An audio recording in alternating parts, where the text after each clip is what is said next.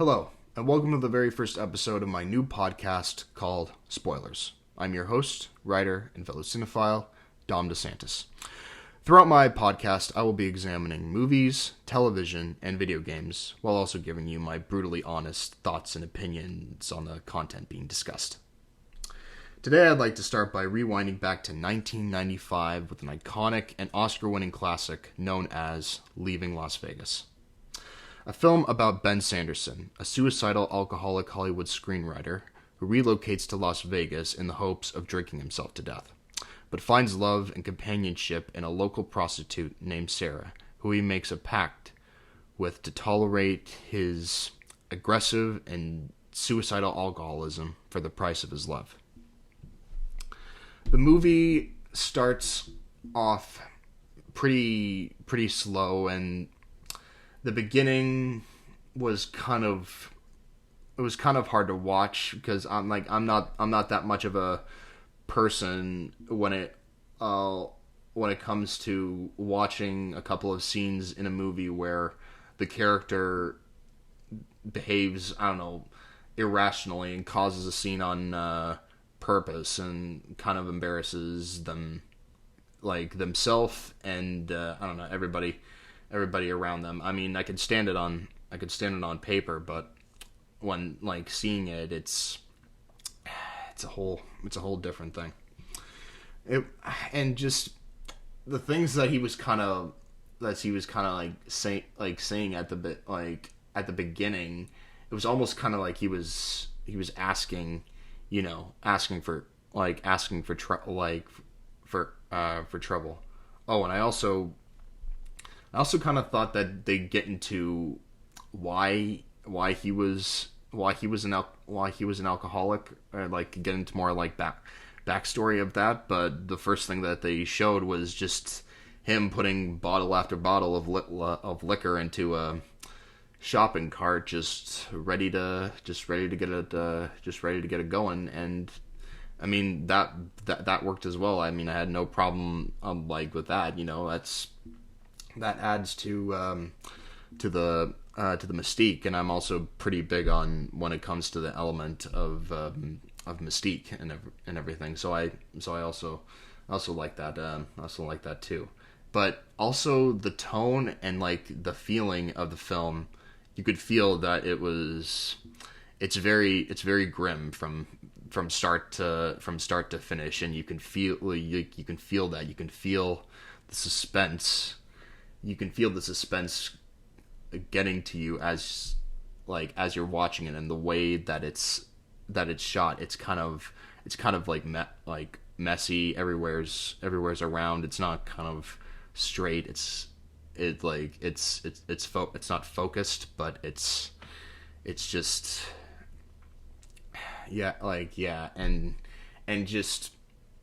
and not just the themes and the setting of it, but most of the background people in it are mostly pretty cruel to Ben and Sarah, because they don't feel any pity, they don't feel any sympathy for them because of who they are, because Ben's a drunk and Sarah's a prostitute. And so it just, there were two, you couldn't help not feeling sorry for the two characters of Ben and Sarah, because you don't really get an explanation as to why he's an alcoholic or why he is the way he is now. I mean, most of what you get from his life is just a couple of screenplays and a photo of his ex-wife and his son, and you don't really have that much to go on. He basically destroys and throws away all his personal belongings, and just kind of prepares to drink himself for 4 weeks, because he estimates 4 weeks is how long it'll take to kill him and everything. So he really sounded like he had it planned, but it was also pretty unsettling because I don't know, you kind of see them together, and as they continue to interact together, you almost don't want him to go, because you like what he's kind of developing with with Sarah, and she doesn't want him to go either, because he makes her feel the same way. And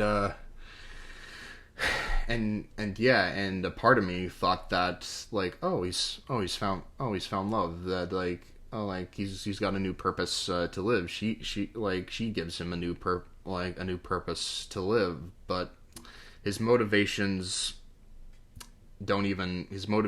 stay the same. He doesn't even change. His alcoholism just gets even worse, and just fast forwards the the path that he wants to go down. Like, you can obviously tell it, like, in the movie, for those of you who've seen it, the expression on his face, that he doesn't really want to want to live, or he's lost the will to live, with like how much he's lost. He's lost his wife, he's lost his son, he's lost his job, he's lost everything. You could see, like, as the movie goes on, that he's lost everything.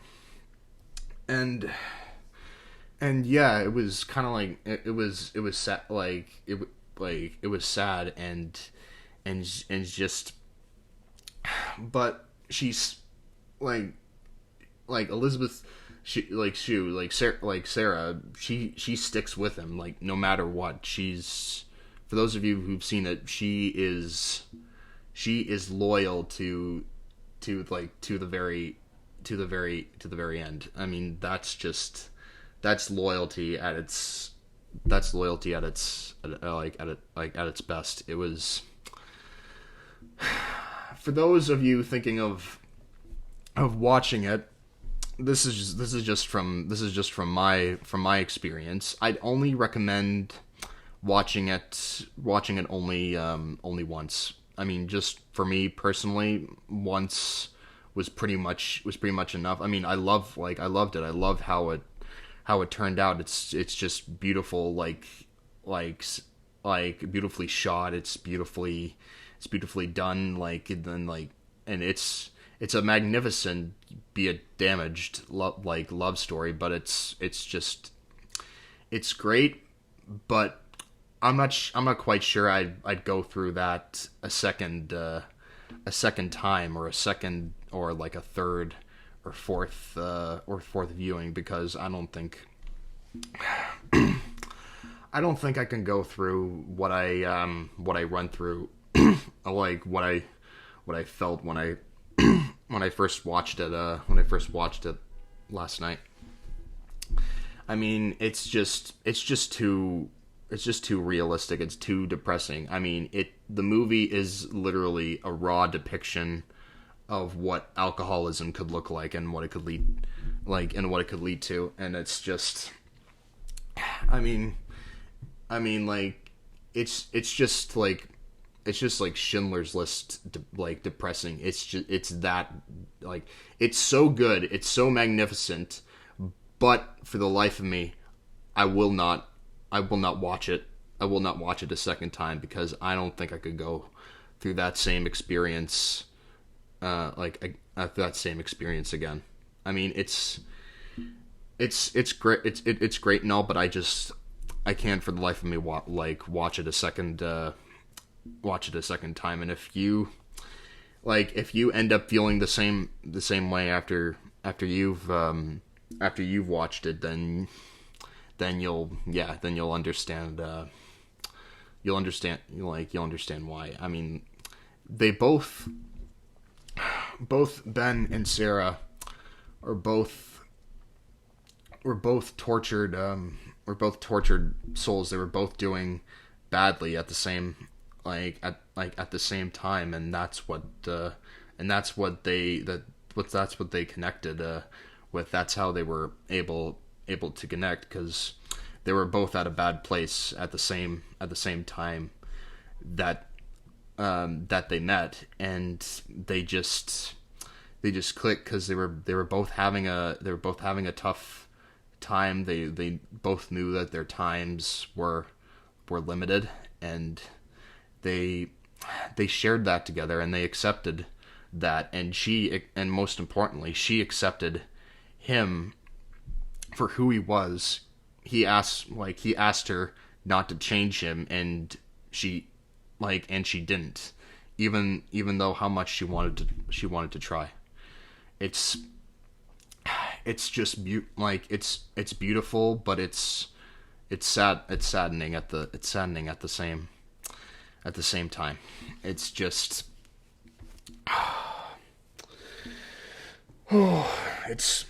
it's just hard. It's just hard to go. It's just hard to go through. It's great, but you've really got to prepare yourself for it. Don't expect anything that you think is over the top or anything. Just be ready for anything with this movie, because this movie was on a whole nother level, of darkness. It was very real. It was very raw. It was just 100%, genuine. It was just perfect. It was just perfect. And it also really goes to show you how brilliant of an actor Nicolas Cage is. He deserved that Oscar that he won for the movie, because he gave it his all. He put 100% of his ability into that role, and he nailed it. He nailed it. And it's he nailed the role of a struggling alcoholic so perfectly. He was so believable. And yeah, he killed it. And it's really, the ending is really sad, because she probably didn't expect that way to end the way that it did. But it seemed that throughout most of the movie, he loved drinking more than he loved anybody else. I mean, his alcoholism pretty much became symbiotic to him. He needed it every minute and every second. He craved it. And just, yeah, and he's just a very different person of whatever he used to be. He used to be before. And it's very hardening. It's very sad. It's very dark. And if you can if you can handle watching that kind of stuff, then by all means go for it. But if you can't, then I won't hold it. Then I won't hold it against you for missing out on it. I'd only hold it against you just because it'd be a waste of missing out on Nicolas Cage's acting at his best. I mean, I was just, at first I was just watching it just for his acting. I wanted to see what he earned that Oscar for, and he did not disappoint. I mean, kudos to him. They both did an outstanding job. It was great. It was great writing. It was great directing. It was just an emotional roller coaster, and I felt that, even though it was only an hour and 51 minutes long, it felt like it lasted a lot longer. It just it was just shot that way, and it just went that way. And I was I was pretty blown away by it. Yeah, and well, I think I'm a pretty good, like, I'm pretty sure I'm a pretty good judge of character when it comes to when it comes to movies and whatnot. I'm not saying it's just because of like pretentiousness or anything. I genuinely think think that I am, because I think that mine is also kind of someone else's, like this, like I think mine is like, my judge of character is what everybody else would initially see if they first saw this. So, and I was generally kind of touched by this movie. It really got to me, and I've just spent the whole day pretty much thinking about it, and pretty much what I would be like talking about it, and everything, and how I would be talking about it. And it's some scenes are a little hard to watch, mostly the alcoholic scenes, but it's brilliant. It's brilliant nonetheless. And also, on a side note, lots of actors that I've seen in films before they made the films that I've seen them in, they were they were just spinning out recognizable actor after actor. I'm talking Shailene Woodley from the Saw films. She was she cameoed in it. And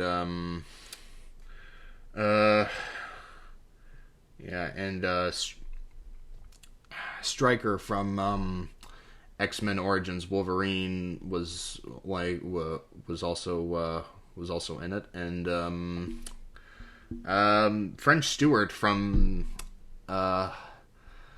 Third Rock, I think was in that too. Like, a shit ton of cameos was in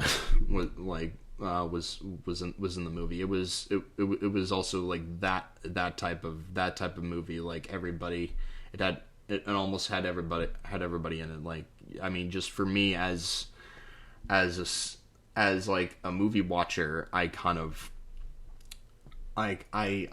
also recognized a lot of people that I've watched and in films that I've seen, and it was just terrific. I mean, I felt good, but I also felt a little bit sad, and I've also felt like a little bit of mixed feelings at the same time, because they're doing kind of like, throughout the story, they do these things that everybody else would really pretty much consider immoral or wrong or everything, but deep down you still felt for them. You felt pity for what they were going through. They were just getting by and everything, and it's just, and everybody in the majority of the film was just cruel to a T to Ben and Sarah, and only one person showed kindness and compassion to Sarah in the movie, and it was it was a taxi driver. And I felt that, like, wow, finally someone who's got a kind soul, someone who has something nice to say to her and everything, and not putting her down and making her feel less or making her feel worse. It's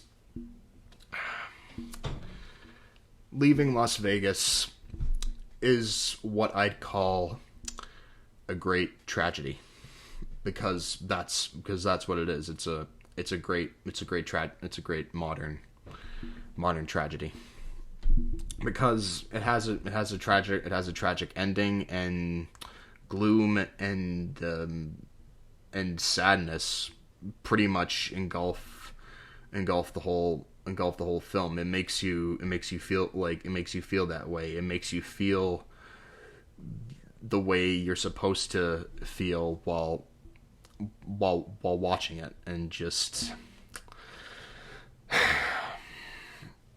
it was just something else. I'm glad that I had watched it, because I can see how great, how I can see what I can, the inspiration, I mean, the creativity that I can learn from it, and what I can put in my other stuff, and just that I've seen like a rare few of great tragedies that are also great films. I'm really glad to have seen it. I really am.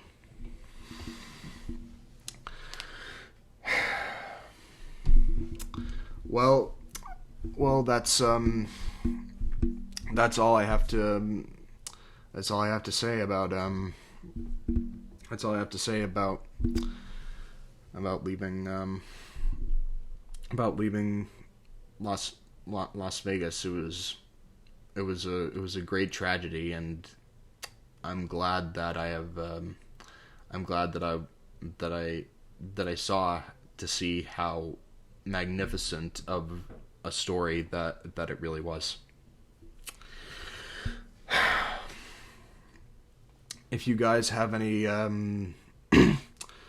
suggestions of what you think I should watch, and what you think I should review, please leave a comment in the comment section, and like and subscribe if you've liked this video, and yeah, I'll definitely see you next time.